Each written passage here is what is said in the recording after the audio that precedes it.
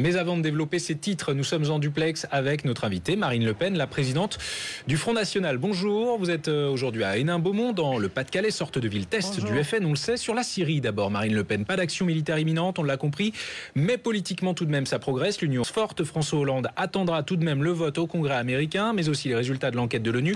Vous appréciez cette prudence ou pas ? Oui, enfin la réalité, c'est que c'est un habillage diplomatique où chacun ne doit pas perdre la face. En fait, c'est un recul, Dieu merci d'ailleurs, de François Hollande sur une véritable folie qui était la décision d'une intervention militaire. La réalité, c'est qu'il n'y a pas un seul pays européen qui est d'accord pour une intervention militaire en Syrie. Et par conséquent, François Hollande est obligé aujourd'hui de calmer ses propres ardeurs dans ses volontés guerrières, dont je persiste à dire qu'elles auraient évidemment des conséquences dramatiques, puisqu'elles consisteraient à venir apporter une aide évidente à Al-Qaïda, au fondamentalisme islamique qui est aujourd'hui à l'œuvre en Syrie. Et utiliser un régime qui utilise l'arme chimique en Syrie, surtout Marine Le Pen, en ne faisant rien ? Monsieur, vous avez l'air d'avoir des preuves que même le gouvernement français n'a pas été capable d'apporter, car la réalité, et tous les experts le diront, c'est que le rapport de la DGSE permet tout de même un certain nombre de doutes et n'apporte pas la preuve de ceux qui se sont rendus coupables de l'utilisation de ces gaz chimiques, dont je me permets quand même de vous rappeler que Madame Carla Del Ponte, commissaire de l'ONU, disait que c'était les rebelles qui utilisaient des gaz chimiques en Syrie. Bon, par conséquent, compte tenu de cette situation, décider d'une intervention militaire. Les rebelles pourraient utiliser des armes chimiques contre leurs propres enfants, selon vous ? Oh oui, ce sont des choses qui peuvent arriver, d'autant qu'il y a un certain nombre de soldats syriens qui ont également été tués. Vous savez, en la matière, la guerre, les guerres font preuve parfois d'une imagination catastrophique, dramatique. Voilà. Et des victimes en sont les conséquences. Les mêmes victimes qui seront les conséquences de nos frappes.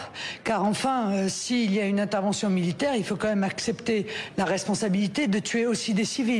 Car c'est exactement ce qui s'est passé à chaque fois que nous sommes intervenus, que ce soit en Irak ou que ce soit en Libye, avec en Libye des conséquences qui étaient prévisibles et qui, en matière de droits de l'homme, permettez-moi de penser qu'elles n'ont pas été une avancée, qu'elles ont même été une gravissime reculade. Donc si on vous comprend bien, Marine Le Pen, il faut absolument attendre un feu vert de l'ONU. Si ce feu vert est donné, est-ce qu'on y va ? Ce sont les règles de l'ONU. Moi, je suis pour un veto. Je considère que les intérêts de la France et des Français ne sont pas présents dans cette guerre syrienne, que par conséquent, il n'y a pas de raison pour la France d'intervenir. Encore moins, puisque comme je vous le dis, comme en Libye, qui a imposé la charia dès leur arrivée au pouvoir, nous allons aider des fondamentalistes islamiques, nous allons aider Al-Qaïda, contre lesquels, soi-disant, nous nous battons depuis des décennies à prendre le pouvoir en Syrie. Nous serons donc comptables des conséquences de cette victoire des fondamentalistes islamiques, et notamment le génocide des minorités religieuses et ethniques qui ne manquera pas d'intervenir en Syrie s'ils gagnent, exactement comme elle est en train de se dérouler en Libye. Eh bien, faire cela est une erreur gravissime dont la France, évidemment, risque de subir de surcroît les conséquences sur son propre territoire. Tout plaide pour que nous n'intervenions pas militairement en Syrie. Donc des milliers de morts, l'utilisation d'armes chimiques, on les laisse se débrouiller entre eux en substance ? Mais madame, des milliers de morts, dont une immense majorité de la main même des rebelles. Je comprends bien qu'on essaye en quelque sorte d'apporter l'information pour que ça rentre dans le cadre de ce qu'a décidé le gouvernement. Mais la réalité est très différente de celle-là. Et par conséquent, ne pas voir cette réalité, c'est évidemment aller à l'intervention. Il y a des preuves selon lesquelles c'est bien le régime de Bachar al-Assad qui a utilisé l'arme chimique, Marine Le Pen. On ne vous a pas entendu également, pardonnez-moi, à propos de cette réunion, puisqu'on n'a plus beaucoup de temps, sur la sécurité, cette réunion qui s'est tenue hier à Marseille avec des élus de droite et de gauche, le Front National n'y était pas convié. Quelle proposition votre parti aurait-il formulée pour mettre fin à la violence ? Monsieur, d'abord, reprendre la main, lancer un grand signal de fermeté à l'égard de la délinquance et de la criminalité, supprimer la loi Taubira, rétablir des places de prison, rétablir un véritable renseignement policier dans une ville qui est rongée par la criminalité, mais qui a aussi été, semble-t-il, rongée par la corruption d'un certain nombre d'élites. Voilà, c'est ça tous les problèmes que nous aurions mis sur la table, mais ils ont préféré, entre incompétents, puisqu'ils sont quand même tous un peu au pouvoir depuis 30 ans, se réunir entre incompétents pour discuter des solutions inefficaces qu'ils ont mis en œuvre depuis 30 ans. C'est un grand mépris à l'égard des électeurs et notamment des électeurs du Front National qui, si j'en crois les derniers sondages, sont un quart des habitants de Marseille. Mais on l'a vu, Marine Le Pen, depuis la conférence interministérielle, il y a un an, la répression n'est pas forcément la seule solution. Elle n'a pas apporté en tout cas les résultats estompés. Pour vous, c'est l'unique solution, l'unique réponse, la répression, la tolérance zéro à Marseille ? Oui, la tolérance zéro, oui, oui. Je ne dis pas que la répression, d'ailleurs, doit être la seule réponse. Il doit y avoir très probablement un volant de prévention, mais la répression est inexistante dans notre pays depuis des années. Et pour cause, puisque l'on se refuse depuis des années à construire des places de prison, alors que nous avons un nombre de places de prison qui est très considérablement inférieur à la moyenne des pays européens. Eh bien, on se refuse à cela pour des raisons idéologiques et on crée des lois. Madame Dati l'a fait, Madame Taubira le fait aujourd'hui, qui consiste non pas à arrêter les délinquants et à protéger les victimes, mais plutôt à les laisser en liberté. Je crois plutôt que les chiffres, permettez-moi de vous contredire, madame, mais les chiffres démontrent surtout que c'est le laxisme qui n'a pas fait ses preuves, que c'est l'absence totale de répression qui n'a pas fait ses preuves. Il faut revenir tout simplement au bon sens et appliquer des solutions de grande fermeté qui ont été appliquées dans d'autres pays avec de très bons résultats en matière de baisse de la délinquance et de la criminalité.